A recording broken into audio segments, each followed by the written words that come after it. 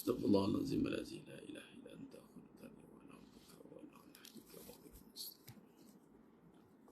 A'udzuka min syarri ma sana'tu innahu la yaflihu illa anta.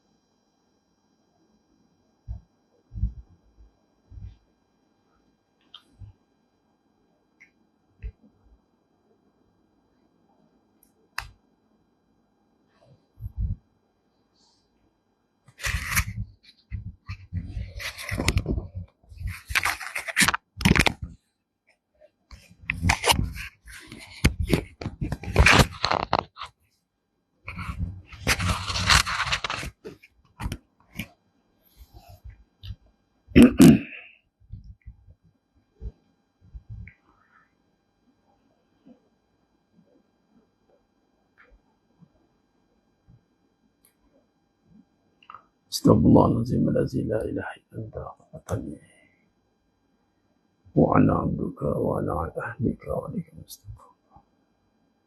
A'udzuka min syarri ma sana'tu wa laka bi rahmatika alayya wa abu bi dzambi faghfir li fa innahu la yaghfiru.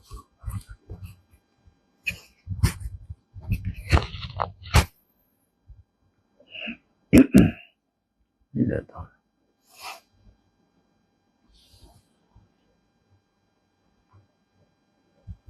Assalamualaikum warahmatullahi wabarakatuh. Bismillahirrahmanirrahim. Innal hamdalillah nahmaduhu wa nasta'inuhu wa nastaghfiruh wa na'udzu billahi min shururi anfusina wa min sayyiati a'malina. Man yahdihillahu fala mudilla lahu wa man yudlil fala hadiya lahu. Asyhadu an la ilaha illallah wahdahu la syarika lah wa asyhadu anna Muhammadan abduhu wa rasuluh. Allahumma salli ala sayyidina Muhammad wa ala ali sayyidina Muhammad. Rabbi yassir wa la tu'assir, Rabbi tammim bil khair. Rabbi shrah li sadri wa yassir li amri wahlul 'uqdatam min lisani yafqahu qawli. Allahumma aftah alaina hikmataka wa anshur alaina min khazaini rahmatika ya arhamar rahimin. Wallahu alladhi la ilaha illa huwa alimul ghaibi wa syahadah wa rahmanur rahim. Wallahu alladhi la ilaha illa huwa al-malikul quddus. Al-malikul quddus as-salamul mu'minul muhaiminul azizul jabbarul mutakabbir. Subhanallah amma yushrikun. Huwallahul khaliqul bari'ul musawwiru lahul asma'ul husna. Yusabbihu lahu ma fis samawati wal ardh wa huwal azizul hakim. Wala hawla wala quwwata illa billahil aliyyil azim. ولا منجا من الله إلا إليه أما بعد. أيها المؤمنون اتقوا الله أوصيكم وإياي bittaqwallah faqad fazal muttaqun. Sidang jemaah yang dimuliakan Allah Subhanahu wa taala, para penuntut Rafi Academy, para skuad munajat umat muslimin muslimat, hadirin dan hadirat. Mudah-mudahan kita semua tergolong dalam golongan hamba-hamba yang benar-benar bersyukur. Amin ya rabbal alamin. Alhamdulillah, syukur pada Allah SWT. Bertemu lagi kita pada malam yang penuh barakah ni. Syukur banyak-banyak, setinggi-tinggi syukur kepada Allah Azza wa Jalla Allah izinkan kita untuk sampai pada malam 14 Ramadan. Alhamdulillah, diam tak diam, jam celik, kita dah hampir masuk ke nisfu Ramadan. Ini separuh, sebahagian daripada Ramadan dah. 14 hari, yakni tinggal 16 hari lagi dalam Ramadan untuk kita meningkat ganda lagi, melipat kali ganda, meningkatkan lagi prestasi kita, memperkasakan ibadah kita, insyaAllah. Mudah-mudahan Ramadan kali ini memberikan satu kesan yang sangat mendalam, penghayatan terhadap penghayatan kita, menimbulkan kesedaran yang benar-benar memberi kesan kepada hati kita dan membuatkan satu perubahan yang besar dalam hidup kita, insyaAllah. Antara yang perkara penting yang mesti berubah itu adalah suasana hati kita, yang mana semakin lama kita nak berjalan dalam kehidupan kita ni, yang mana membawa dengan penuh pengharapan dan keyakinan yang tidak berbelah bagi. Pahala ni mendidik kita untuk yakin. Tadi dalam tazkirah Ramadan lepas witir tadi, saya sentuh tentang bagaimana impak atau kesan daripada pahala apabila kita berjaya untuk memusatkan kefahaman ataupun kesedaran kita, apa saja sentuhan yang kita nak lakukan di atas muka bumi dan hidup kita ni, pastilah orientasinya pahala. Dan kita tak nak buang masa kalau perkara itu tidak membawa pada pahala. Nanti kata lain, kita berharap setiap perbuatan kita itu berpahala. Jadi kita berharap sebagaimana yang Nabi SAW ajar kita untuk kita bangunkan malam-malam kita di dalam bulan Ramadan, setiap malam, sampailah malam ni dengan sebuah keyakinan dan berharap berganjaran, berharap kepada ganjaran. Dan kita tidak dibiarkan setiap perbuatan itu tidak membawa kepada pahala. Sebagai contoh, kita buat tu perkara, kita harap ayat yang bahasa mudahnya tak ada pahala pun tak apa, tak boleh. Kita mesti pastikan bahawa perbuatan yang kita lakukan itu orientasinya membawa kepada hasilan pahala. Sekecil-kecil perkara pun, fama ya'mal misqala dzarratin khairan yarah, sekecil-kecil perkara pun. Dan sudah pasti bila kita sebut tentang pahala, opposite-nya, lawannya adalah dosa. Bila dosa ni kita harap berkeampunan. Dan kita memang takkan terlepas daripada kekhilafan. Maka dengan itu kita berharap Allah SWT melihat kita dengan sifat keampunannya. Dan itu ada dalam bulan Ramadan. Allah memberitahu dengan sifatnya yang sukakan kepada keampunan. Allahumma innaka afun tuhibbul afwa fa'fu anni. Malah kita bila nak meminta ampun pada Allah, dosa kita banyak macam mana pun, Allah tak heran.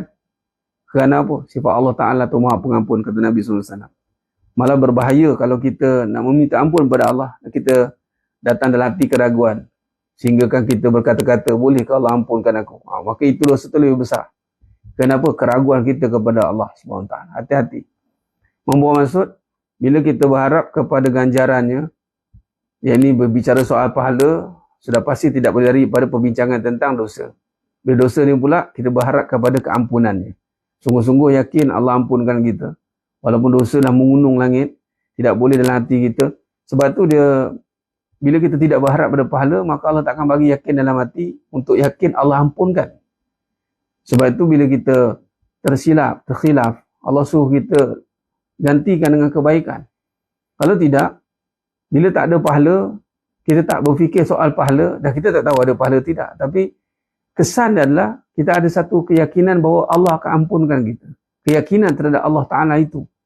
Kita nak hidup kita ni tidak lain tidak bukan membina hubungan dengan Allah itu nombor satu. Hubungan dengan Allah yang nak dibina itu bertambah yakin kita pada Allah SWT. Yakin tentang ganjaran Allah. Maka kita tak berbelah bagi. Kalau Allah kata pahala, pahala. Kita yakin.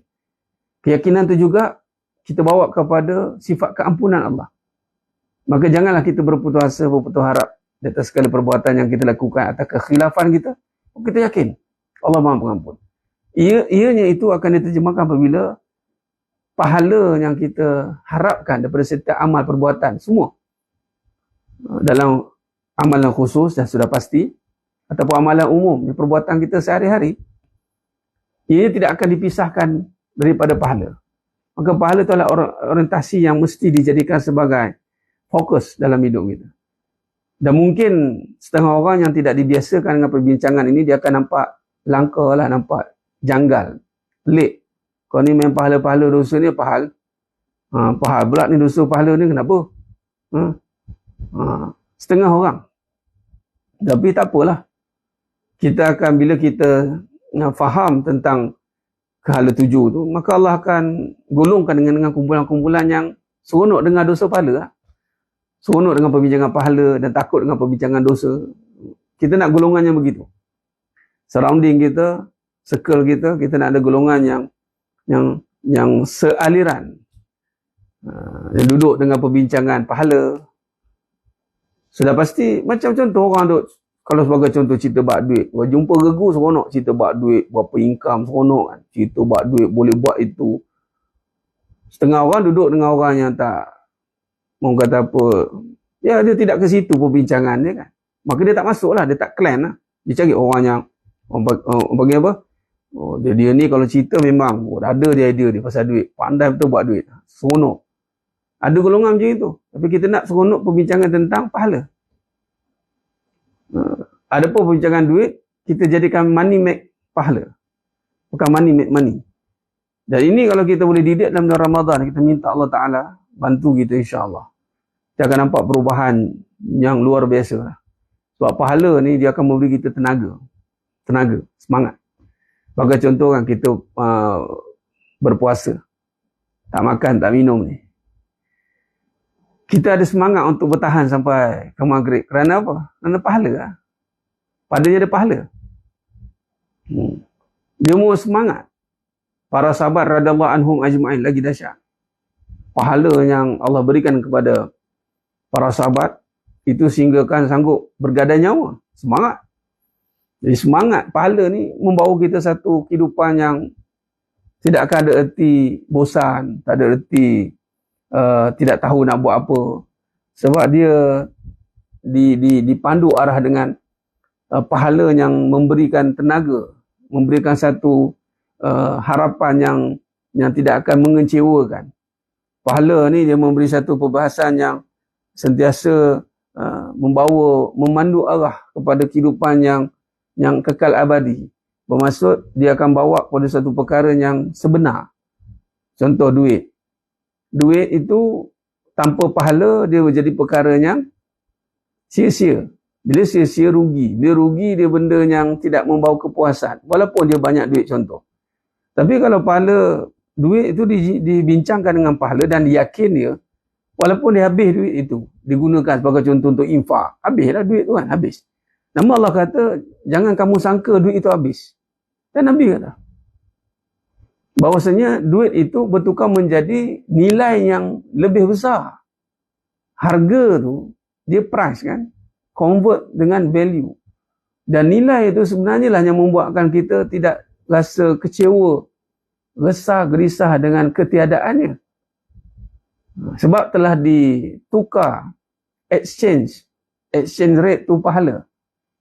Seronok lah contoh kan, kita ada mata wang sekian-sekian negara, kita ambil lah yang paling tinggi sekarang Kuwait kan. Kuwait berapa? 14 berapa dah dia punya ni. Kalau tukar duit Malaysia tu, oi, orang kata berkepak jalan. Nampak? Daripada duit Kuwait tu, dia tukar transaction rate yang lebih besar. Memang untunglah. Kita duit kita kecil, kita ada dunia kecil. Nampak? Bila kita tukar duit itu kepada currency ataupun exchange rate yang lebih besar dan kekal, ketahuilah kita tidak akan dikecewakan apabila ketiadaan perkara. Ya duit kan, kita guna kan. Simpan pun satu masa guna juga. Tapi gunanya itu tidak membawa kita satu perkara yang sia-sia kan. Kita tak rasa galat lah. Puas je. Macam mana boleh rasa puas padahal benda dah habis? Sebab pada dia sudah mendapat nikmat. Macam makan lah. Kita makan. Betul? Bila puas? Bila habis? Ikan masak sedap-sedap, steam ke, kan, menu buka kan. Bila kita kata makanan tu sedap? Bila habis? Dah habis, hilang, telan, kunyah, tinggal rasa, puas. Bermaksud dia dah tukar kepada satu bentuk yang lain. Pemakanan yang kita makan tu, hidangan yang kita masak tu, kita beli ke apa, dia telah berubah bentuk kepada perkara yang lebih besar. Iaitulah nikmat. Nah, nikmat makan. Nah, jadi nikmat makan tu nilainya lebih besar daripada, sebab tu orang tak kisah bayar berapa. Kadang ada kan harga makan tu ya Rab, tapi itulah kadang-kadang kita bayar lebih, jangan makan seorang. Tak ada halangan nak makan bayar berapa, tapi jangan makan seorang-seorang. Makan tu kena makan ramai-ramai. Kalau kita boleh mampu, Allah berikan kita kemampuan. Makan bukan sebab mampu, sebab Allah beri kita kemampuan. Bukan sebab berapa aku ada, dah. Tapi kalau kita makan tu, kita nak bagi orang rasa, ramai-ramai rasa tu. Lepas tu kadang orang tak kisah dengan price harga, orang bayar. Sedap tu bayar, dia ada duit dia bayar. Nikmat tu bila habis. Bila dah tak ada. Maka makanan, konsepnya makan lah. Makan ni bahasa mudah. Nak sedap kena habiskan, kena hilangkan. Kalau benda tu sedap, duduk kat situ tak makan, tak jadi. Maka duit itu, kalau selagi nampak depan tu, tak dihilangkan, tak ditukar kepada bentuk yang lebih besar, maka kita takkan dapat menikmatinya. Maka jangan salah convert pula. Macam dimakan, dia salah hilangkan. Kemana pergi, dia pergi buang. Ataupun dia sia-siakan makanan tu, dia tak makan. Rugi lah. Jadi sidang jemaah yang mulakan Allah SWT. Pak Amir kita ni, Rudin Al-Haj. Pak Amir ni, Najib ni ikut. Masih Pak Amir ikut. Ikut DTT tu. Alhamdulillah.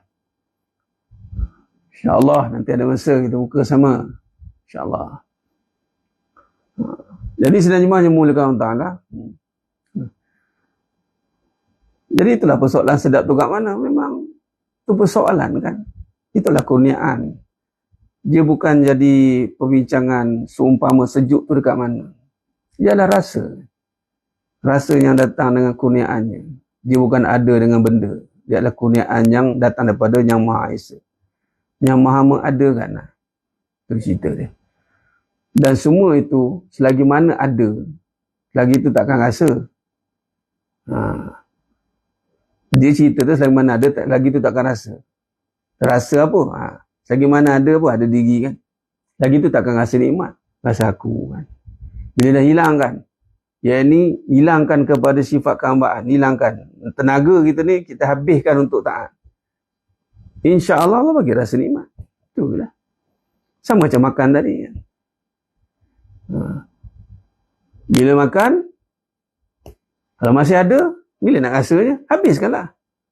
Itu konsep dia. Tamsilannya. Jadi sidang jemaah yang muliakan Allah SWT. Alhamdulillah. Baik. InsyaAllah. Kita teruskan dengan munajat umat. Dia makan ni dalam Syamil Muhammadiyah kan. Dia ajar dalam bab ringkasan Syamil Muhammadiyah. Dia makan dalam satu makanan yang tangan banyak makan. Bahasan dia ada hadis. Nak bagi tahu, satu talam, satu kalau tak dapat makan dalam talam pun, makanan yang kita makan tu ramai orang boleh makan. Dia tak sebenarnya duduk makan dalam satu talam tu saja. Tu satu. Makanan yang kita makan tu ramai orang boleh makan, bukan kita je makan. Jadi makanan tu banyak kan. Banyak kan. Biar ramai orang boleh makan. Bukan seorang dia. Makanan yang seorang dia, orang yang tak makan, itu tak bagus. Jadi sebab tu dalam contoh buat kenduri kan, tak boleh panggil asing-asing kan. Orang dalam buat kenduri sebagai walimah, sebagai contoh, jemput orang yang susah, yang tak makan, yang payah nak dapat makanan yang kita buat tu kan. Dia lagi barakah, lagi manfaat, lagi ramai tangan boleh makan. Dia bukannya hanya faham satu talam tu saja. Macam mana nak makanan yang kita makan tu sebagai salah satu lah kaedah. Salah satu dia punya yang lebih besar perbahasannya adalah bagaimana makanan yang sama itu boleh dimakan secara berjemaah. Ramai lah maksudnya. Walaupun makan pinggan asing-asing, pakai polister asing-asing, tapi sama. Apa yang aku makan yang harga dia RM10, kau pun makan RM10. Apa yang aku makan yang harga RM50, kau pun makan RM50. Malah banyak kampung yang boleh makan. Bukan kau seorang je boleh makan. Itu yang berkat. Itu yang berkat. Salah satu caranya, kita ada satu kan. Kaedahnya dalam, jadi kita nak makan ramai, takkan kita makan kita letak dalam. Jadi bila dah dalam ramai lah orang ambil usik tu. Itu kaedah dia. Atau makanan yang kita makan, banyak lah. Takkan kita buat satu polistri ni, buatlah 200. Bajet ada kan, buatlah 200 pack. Atau adalah satu polistri, nak makan macam mana, makan ramai ni, bubuh dalam. Itu kaedah. Kaedah. Dia kaedah. Baik. InsyaAllah. Ya, betul. Ya, maksud saya, dia bukan makan dengan bekas kita tu. Yang kita makan tu, boleh makan ramai. Tak mestinya orang tumpang kita. Kita makan seorang kata mangkuk satu kita je. Tak semestinya nak kena masing-masing pakai mangkuk yang sama. Tapi kita makan seorang. Tapi mangkuk tu ada 100. Ramai lah boleh makan. Itu perbahasan dalam Syama'il Muhammadiyah tu. Banyak tangan. Maknanya ramai orang boleh makan makanan yang sama. Tu kaedahnya. Itu kena betul sebab kadang terjemahan ialah makan setalam satu. Kadang bila kita tak makan talam, nanti kita salah faham. Saya tak pakai. Walau kita makan yang sama. Pun sama juga. Baik. Jadi sedang jemaah yang mulakan Allah SWT. Okey. Okey. Sebelum kita teruskan untuk munajat umat. Itu terpulang lah nak suap menyuap tu. Itu perbahasan lain. Ini saya nak bagi tahu perbahasan ilmiahnya. Jangan kita terhad dengan satu perbincangan. Walaupun itu luas. Ada satu FB saya dulu kan, anak cerita ni. Tolong siapa yang dalam ni, kuat-kuat ada hackers ke yang pakar-pakar. Saya dah ada seorang jemaah tu, dia kerja di MCMC tapi belum dapat menyelesaikan masalah. Asalnya dia kena block. FB saya tu kena block dulu. Ada orang tak berapa nak cerdik, dia block lah. Biasalah tu orang kan, dia tak dapat apa yang dia nak, dia tak berhati, dia block lah. Kalau dia seronok tu, dia bahasa mudah berzumba lah dia, seronok kan. Kalau kena benda tak suka, habis semua benda dia sekat lah. Tak apalah manusia, biasalah tu, adat, lumrah. Cuma saya nak bagi tahu, sekarang ni keluar pula. Dah ada pula entiti lain pula, duk share-share.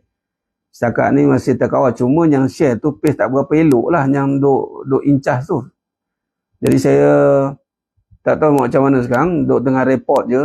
Siapa ni buat report, atau siapa yang ada di sini memang pakar, silakan.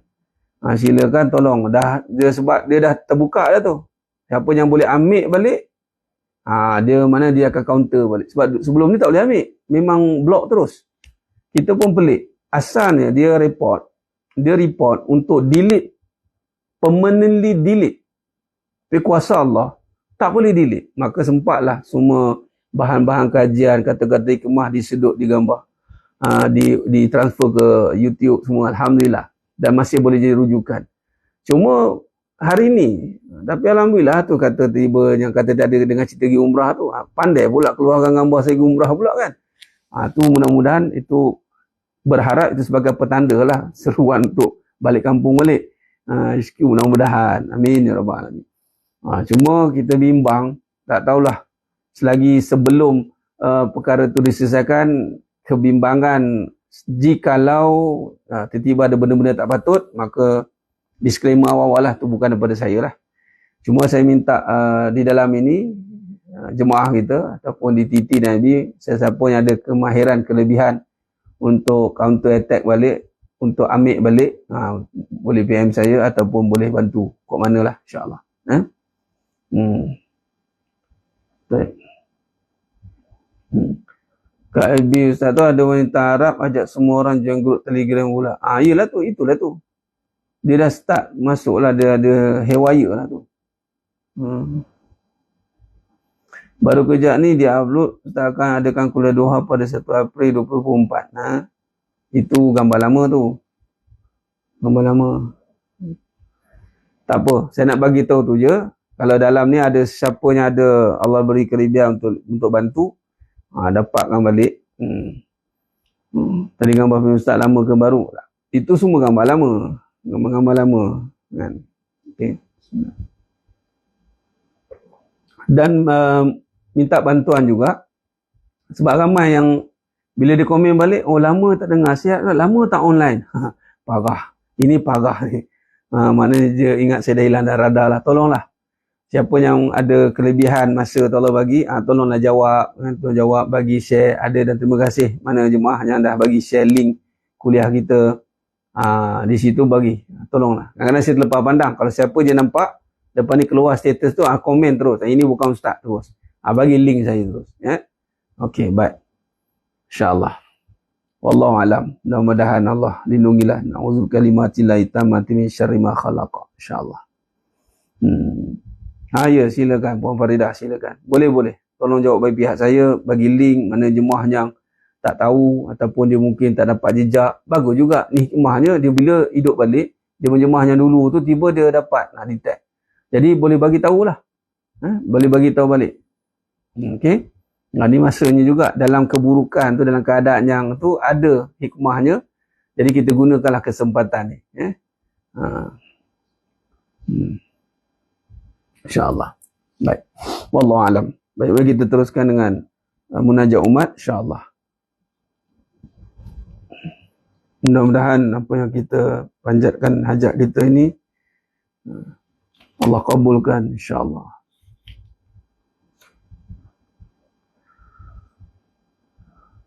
Astaghfirullahaladzim.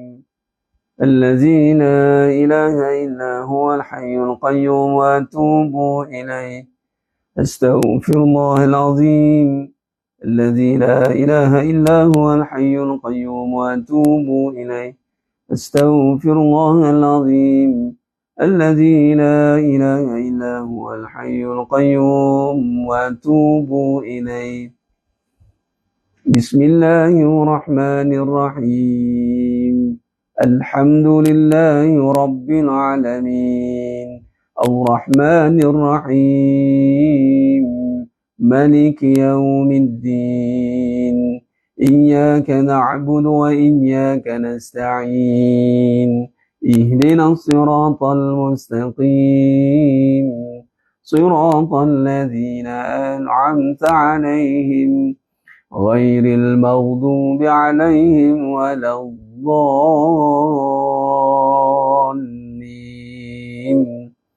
آمين بسم الله الرحمن الرحيم الحمد لله رب العالمين الرحمن الرحيم مالك يوم الدين إياك نعبد وإياك نستعين اهدنا الصراط المستقيم صراط الذين أنعمت عليهم غير المغضوب عليهم ولا الضالين آمين بسم الله الرحمن الرحيم الحمد لله رب العالمين الرحمن الرحيم مالك يوم الدين إياك نعبد وإياك نستعين اهدنا الصراط المستقيم صراط الذين أنعمت عليهم غير المغضوب عليهم ولا الضالين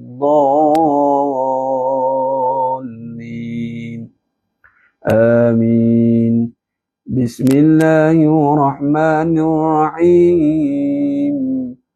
الحمد لله رب العالمين الرحمن الرحيم مالك يوم الدين إياك نعبد وإياك نستعين اهدنا الصراط المستقيم صراط الذين أنعمت عليهم غير المغضوب عليهم ولا الضالين آمين. بسم الله الرحمن الرحيم. الحمد لله رب العالمين الرحمن الرحيم مالك يوم الدين إياك نعبد وإياك نستعين اهدنا الصراط المستقيم صراط الذين أنعمت عليهم غير المغضوب عليهم ولا الضالين آمين. بسم الله الرحمن الرحيم. الحمد لله رب العالمين الرحمن الرحيم مالك يوم الدين إياك نعبد وإياك نستعين اهدنا الصراط المستقيم صراط الذين أنعمت عليهم غير المغضوب عليهم ولا الضالين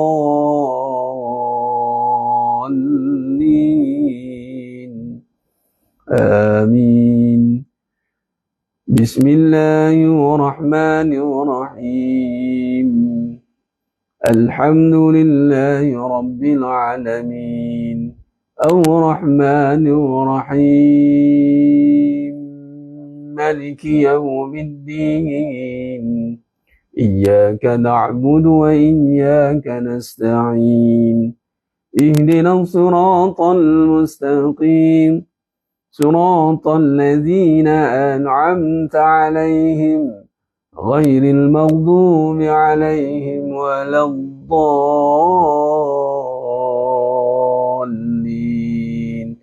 آمين. بسم الله الرحمن الرحيم. الحمد لله رب العالمين الرحمن الرحيم مالك يوم الدين إياك نعبد وإياك نستعين اهدنا الصراط المستقيم صراط الذين أنعمت عليهم غير المغضوب عليهم ولا الضالين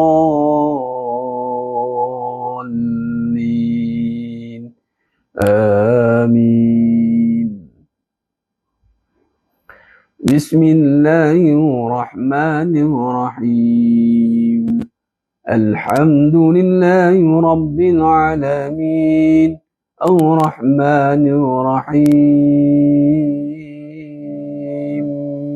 مالك يوم الدين إياك نعبد وإياك نستعين اهدنا الصراط المستقيم صراط الذين أنعمت عليهم غير المغضوب عليهم ولا الضالين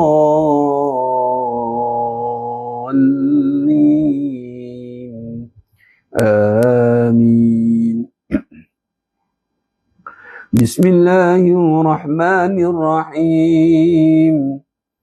آمن الرسول بما أنزل إليه من ربه والمؤمنون كل آمن بالله وملائكته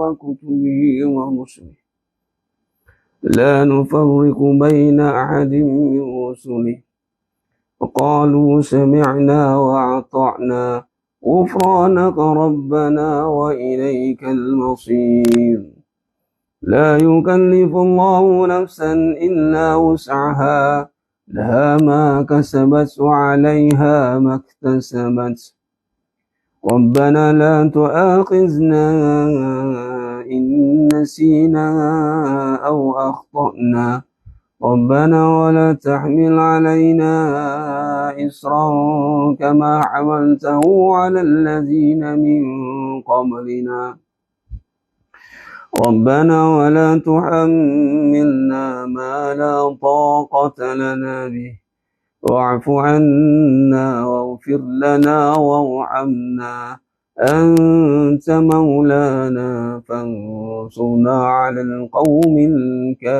الكافرين صدق الله العظيم اللهم بالحق الفاتحة وبحق الذي جاء بالفاتحة وبحقك من أنزلت عليه الفاتحة نسألك أن يا الله في كل حاجة يا رب khususan semua jemaahnya pada malam ya Allah permudahkan segala urusan dunia dan akhirat kami ya Allah kabulkan ya Allah segala hajat kami ya Allah dunia dan akhirat kami ya Allah ya arhamar rahimin ya arhamar rahimin rahmatika astaghfir نسألك أن يا الله يا أرحم الراحمين khususan pada semua umat Islam di seluruh dunia ya Allah bebaskan Baitul Maqdis Masjid Al-Aqsa khususan di Palestin Gaza wa Yaman fi kulli makan wa fi kulli zaman ya Rabb ya Arham الراحمين نسألك أن يا الله يا أرحم الراحمين في كل حاجة يا رب يا أرحم الراحمين يا حي يا قيوم برحمتك أستغيث في كل حاجة يا رب يا أرحم الراحمين يا الله يا أرحم يا أرحم الراحمين يا حي يا قيوم برحمتك يا حي يا قيوم برحمتك يا حي وصلى الله على سيدنا محمد وعلى آله وصحبه وسلم والحمد لله رب العالمين الله منكم لا منكم تقبل يا كريم insyaallah teruskan dengan suratul kahfi 1 hingga 10 insyaallah bismillahirrahmanirrahim الحمد لله الذي أنزل على عبده الكتاب ولم يجعل له عوجا قيما لينذر بأسا شديدا من لدنه ويبشر المؤمنين الذين يعملون الصالحات أن لهم أجرا حسنا ماكثين فيه أبدا وينذر الذين قالوا اتخذ الله ولدا ما لهم به من علم ولا لآبائهم كبرت كلمة تخرج من أفواههم إن يقولون إلا كذبا فلعلك باخع نفسك على آثارهم إن لم يؤمنوا بهذا الحديث أسفا إنا جعلنا ما على الأرض زينة لها لنبلوهم أيهم أحسن عملا وإنا لجاعلون ما عليها صعيدا جرذا أم حسبت أن أصحاب الكهف والرقيم كانوا من آياتنا عجبا إذ أوى الفتية إلى الكهف فقالوا ربنا آتنا من لدنك رحمة وهيئ لنا من أمرنا رشدا صدق الله العظيم. Alhamdulillah, sedang jemaah yang muliakan Allah Ta'ala, insyaAllah syukur izinkan kita untuk istiqamah, mulazamah, munajat di qiraati surat Al-Fatihah, sab'ah qiraah, 7 qiraat, 14 riwayat. Alhamdulillah. InsyaAllah semoga apa yang kita hajatkan Allah kabulkan. InsyaAllah. Abang Siti Andasah.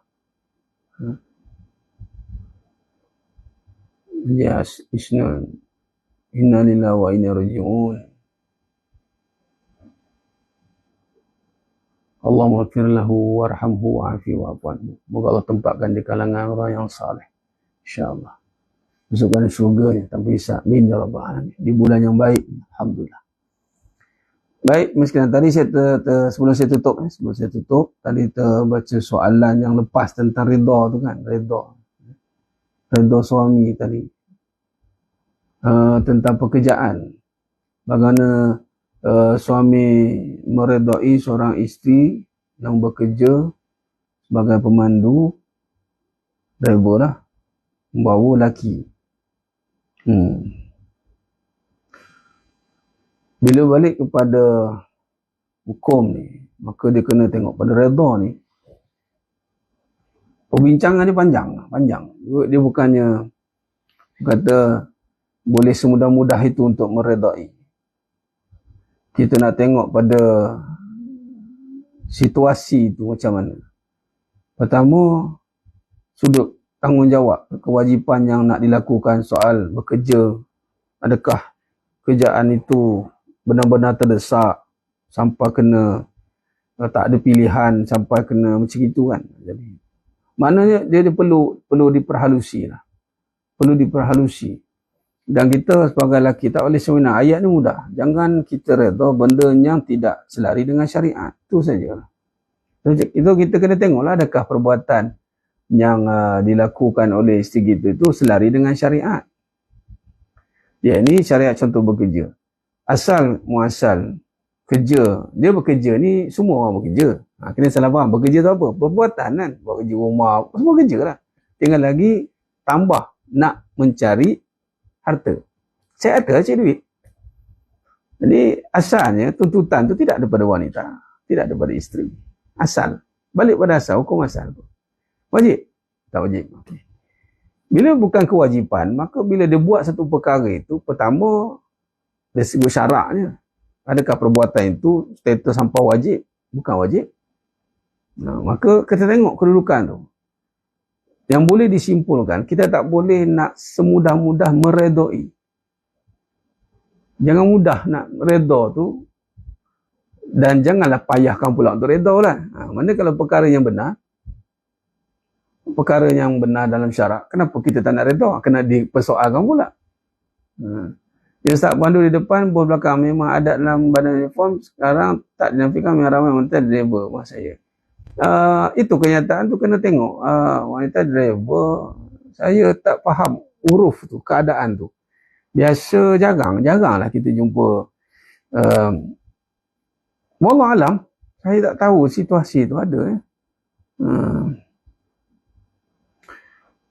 Allah alam. Dia satu benda yang di luar kebiasaan. Driver perempuan, belakang laki.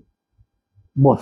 Biasa driver laki belakang perempuan memang besar lah. Kan?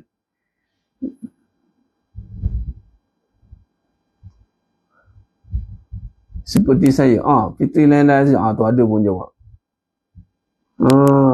Okey, yang Fitri Laila Azizah ni swasta ke atau government? Tu nak tanya dulu tu. Adakah ada badan memang under swasta atau government? Government servant.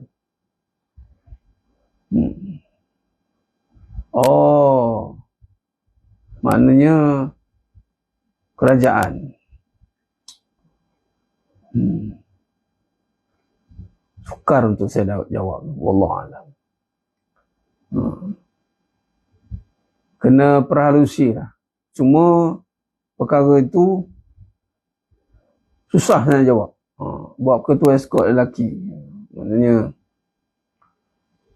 wallah susah saya nak jawab. Saya tak tahu nak bagi situasi tu macam mana. Mungkin wallah alam. Okey, sekarang saya tahu kerja swasta untuk company. Okey, baik. Sebab tu saya kata kita kena tengok. Dia kerja swasta untuk company berkhidmat dengan badan kerajaan lah, tapi yang serve driver tu swasta kan, subkon lah kan. Okey.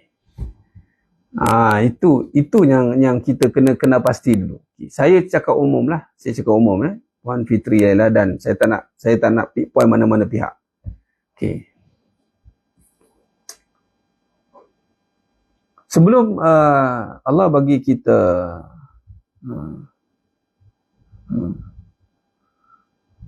kita daya fikir untuk mengurus takbir. Apatah lagi kerja-kerja yang memang asalnya lelaki. Tu asal. Dan tak semudah untuk buka ruang, dan jangan buka ruang itu kerana jikalau ruang itu dibuka, banyak persoalan perlu dijawab. Dia mengundang banyak benda yang perlu diperhalusi. Yes, samalah Grab car. Grab pun sama lah. Driver perempuan bawa lelaki. Okey. Ini kata situasi ni menyebabkan kita kena berhati-hati nak mengeluarkan satu hukum itu, wallah alam. Cuma saya nak berjawab secara umum tadi. Lelaki, kita tanggungjawab nak reda tadi. Bila nak meredai satu perkara yang mana walaupun dengan alasan bekerja, tapi pekerjaan tu tak wajib. Tu maksud saya tu, faham tak? Faham tak jemaah sekalian? Melainkan kalau dah daruriyat, itu pun tak semudah kita kata darurat. Itu maksud saya. Maksud kata bila buat satu perkara yang asalnya ini bukan kewajipan. Bila kewajipan bertembung pula dengan perkara yang boleh menimbulkan persoalan. Cuma kita tak timbulkan, kita anggap macam okey. Tapi bila kita perhalusi, betul ke? Hati kita bertanya. Melainkan kalau suami sakit, lumpuh ke apa ke lain cerita. Ataupun kita ada option lain untuk keluar daripada perkara yang menimbulkan persoalan tadi kan. Melainkan kita betul-betul export kemahiran tu, export sungguh lah. Memang kita je boleh bawa. Tu melainkan kita je boleh bawa. Dia je. Sebab dia tukang buat kereta tu. Contoh. Dan kereta tu pula nak bawa pada perkara yang betul-betul urgent ke apa ke. Ataupun kalau tak ada kita pun orang lain boleh bawa. Macam itulah. Dia ada option kan. Kalau kita tak kerja itu pun ada orang lain. Baik kita keluar untuk mencari perkara yang keluar daripada persoalan-persoalan ni. Keluarlah daripada perkara itu.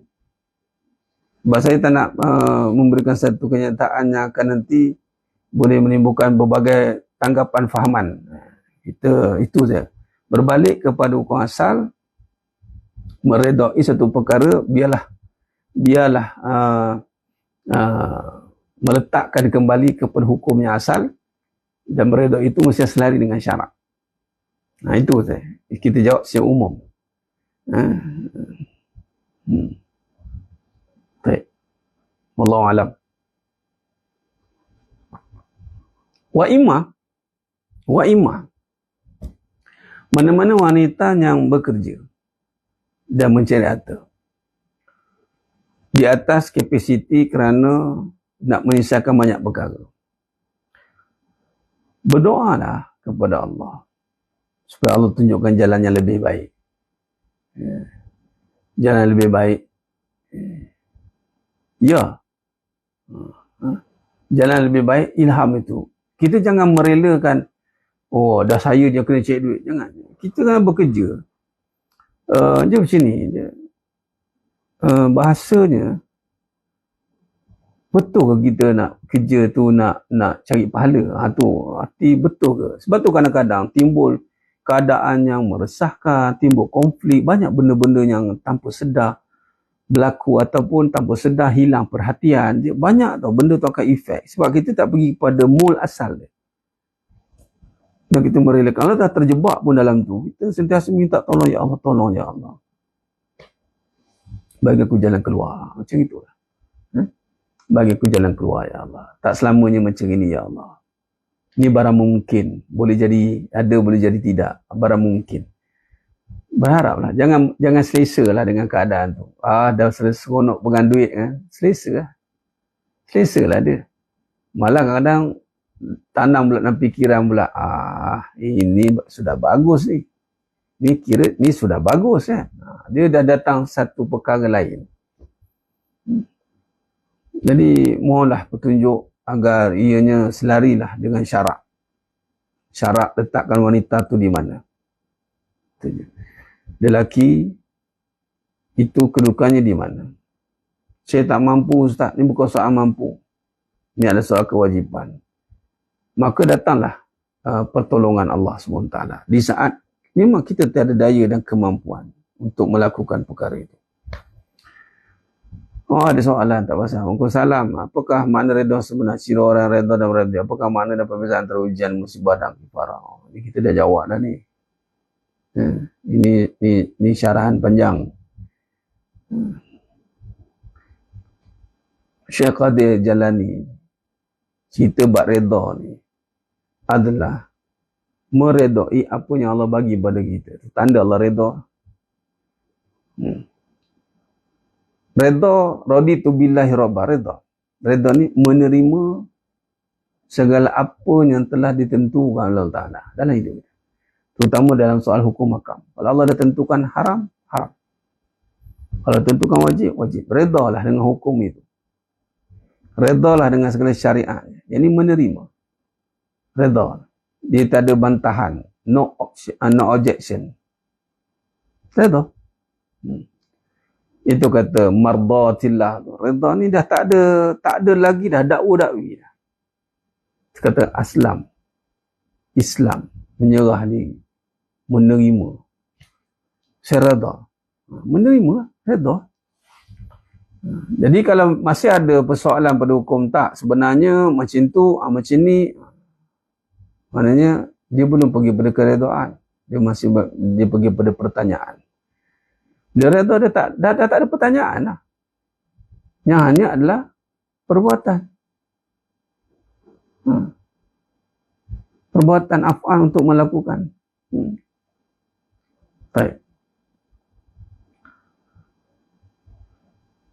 Dalam bab ujian tadi tu, dah dijawab dalam surah Al-Baqarah 35, surah Al-Anbiya 35, Al-Baqarah ayat 155. Pertama, term ujian tu sendiri kita kena faham. Hidup ni ujian. Ujian adalah perjalanan. Hidup ni ujian. Ujian adalah proses yang berlaku. Dalam ujian ada cobaan. Ujian tu adalah ibarat minggu ataupun bulan atau tahun peperiksaan. Tu peperiksaan SPM. Itu ujian. Subjek ujian itu adalah subjek yang diduduki tu. Dalam hidup kita, subjek ujian tu ada dua je. Bisyarri wal khair, kata Allah. Keburukan dan kebaikan sebagai cobaan. Wa ilaina turja'un. Untuk kita kembali kepada Allah. Nah, bila nak kembali kepada Allah tu kafarah lah. Kafarah lah. Kita nak kembalikan, kita nak flush balik kelalaian dosa-dosa kita. Nah? InsyaAllah. Itu secara ringkas.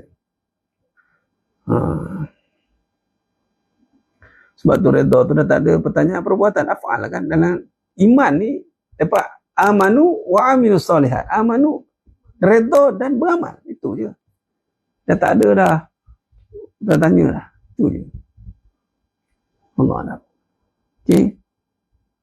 Suami kementerian suami yang mana si isteri untuk cerak rezeki. Itu dalam situasi lain lah. Saya kata tadi kalau dah macam itu, dah uruf lain lah. Dan keadaan itu berlaku dalam situasi yang berbeza lah pula. Dia bukannya atas kemahuan kita nak, itu di luar kapasiti kita. Maka kita redalah dengan situasi itu, berdoalah kepada Allah agar Allah permudahkan situasi yang kita hadapi. Ya, Wallahu a'lam, insyaallah. Baik, itu saja mas sekalian. Alhamdulillah. Kita sambung lain perbincangan kita. Apapun itulah dalam hidup ini, kita kena selalu berharap pada Allah Ta'ala agar Allah berikan petunjuk, bimbingan untuk kita sentiasa boleh meneruskan kehidupan yang kita tidak tahu penghujungnya macam mana. Allah yang maha mengetahui. Baik. Wallahu a'lam. Mohon maaf bila saya ada kekurangan, terkasar kata kekurangan bicara penyampaian, hanya Allah Ta'ala sajalah yang mampu menyempurnakan perbahasan kita pada malam yang penuh barakah ni. Dan sebelum saya tutup lagi sekali, saya lontarkan tadi, sesiapa yang ada kepakaran untuk ambil balik page saya tu, saya maklumkan, atau kawan-kawan mana-mana yang hacker-hacker juga, sebab sekarang page sudah terbuka dah, tinggal lagi nak ambil balik, sebelum itu tutup, kena block terus. Jadi maklumkan pada saya, insyaAllah. Wallahu a'lam. Aku qali hadza wa astaghfirullah azim li wa lakum wa billahi taufiq wal hidayah. Wassalamualaikum warahmatullahi wabarakatuh. Kita tangguh dengan tasbih kafarah dan salatul asr. Subhanakallahumma wa bihamdik asyhadu an la ilaha illa anta astaghfiruka wa atubu. Bismillahirrahmanirrahim. Wal 'asr innal insana fi khusr illa allazina amanu wa amilus solihat wa tawassaw bil haqq wa tawassaw bis sabr wallahu a'lam bis shawab. Takbir. Allah